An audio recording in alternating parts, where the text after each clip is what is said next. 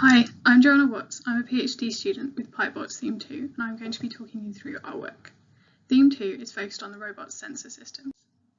Our theme is split between the departments of Mechanical Engineering at Bristol and at Sheffield.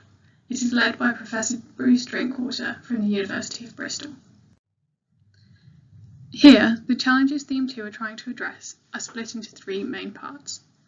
The first challenge we want to address is whether we can detect defects, either blockages, splits or cracks, in the water distribution and sewer networks. There are already some commercially available systems which can do this with varying degrees of success, so we want to improve on these and determine how accurately we can locate defects and over what distances. Once we have detected a defect, we would like to classify them, both what has caused them and how large they are. Finally, we are investigating which other features of the network we can identify, so different types of joint access points and so on. These can then be used by Theme 5 for identifying where we are within the network and mapping the network. To meet these challenges, we are looking at acoustic methods and ultrasonic guided waves. Acoustic sensors are either accelerometers or hydrophones, and these are commonly used for pipe defect detection. Accelerometers can be mounted on the pipe wall to measure the leak noise, and hydrophones can be inserted into the pipe. If you take measurements at two locations and compare the signals using cross-correlation, you can locate the leak position. However, there are many challenges when using these methods in the field. Signal propagation can be significantly affected by the surrounding medium, i.e. the kind of soil, whether it's in air or underwater, pipe discontinuities, such as junctions and joints, and pipe material, including the surface roughness. Plastic pipes pose a particular problem because signals attenuate so quickly in them, severely limiting the distance from which leaks can be detected. If we cannot predict how quickly the waves are propagating in a particular pipe, we cannot accurately localise a noise source. Ultrasound and ultrasonic guided waves have already been used for non-destructive inspection of pipelines for many years.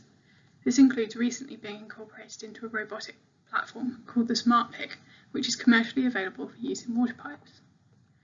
Ultrasonic techniques use high-frequency waves, so they have a relatively short wavelength. They travel as bulk waves through the depth of the pipe wall. We're using a relatively low range of ultrasonic frequencies, so waves can propagate both through the pipe wall and down its length for long-range ultrasonic testing. To excite the waves, we're using a piezoelectric transducer array around the pipe circumference. This setup allows us to excite pure modes within the pipe. The same array is then used to pick up the reflection of these waves from features in the pipe wall. Different features, for example welds, thinner sections of pipe or flanges, reflect differently, so this technique can be used to classify defects as well as detecting them. Commercial tools for ultrasonic guided wave testing have a high operational performance for detection in oil and gas pipelines, and have also been used in buried water pipelines.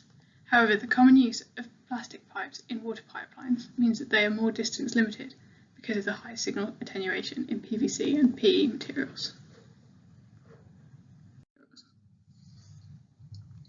The aims of Theme 2 can be encompassed as the development of the ultrasonic and acoustic sensor platform for the Pipebots. This includes the electronic sensors themselves, the signal processing algorithms, and the electronics behind them.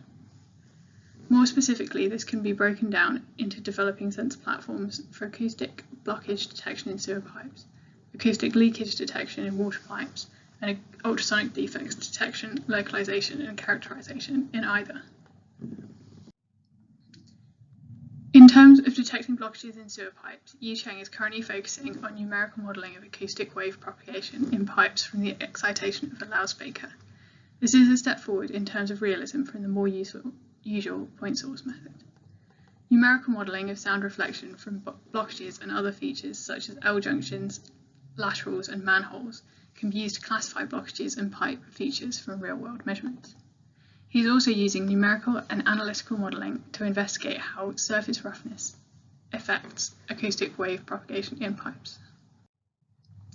Our work on leakage detection in water pipes is currently oriented around setting up a test rig at the iCare facility near Sheffield for looking at leak detection in buried water pipes and doing complementary modelling. For ultrasonic defect detection, classification and characterisation, Zhudong and Xi are currently working on a finite element model of defect scattering, looking at land waves in highly attenuating media. In addition to this, they're going to construct a semi-analytical model of defect detection and localization using a swarm of robots. Combining these models will allow them to optimize the swarm approach, accounting for the trade-off between measurement density and signal-to-noise ratio to get the best possible localization and classification of defects. Our planned outputs are firstly to extend our current numerical models to move beyond idealized geometries and defects for increased realisms. Using these models and real-world data, we will be developing tools to classify different pipe features. These tools will combine acoustic and ultrasonic data with the camera images being used by other themes. We will always be looking to understand the uncertainties in these predictions.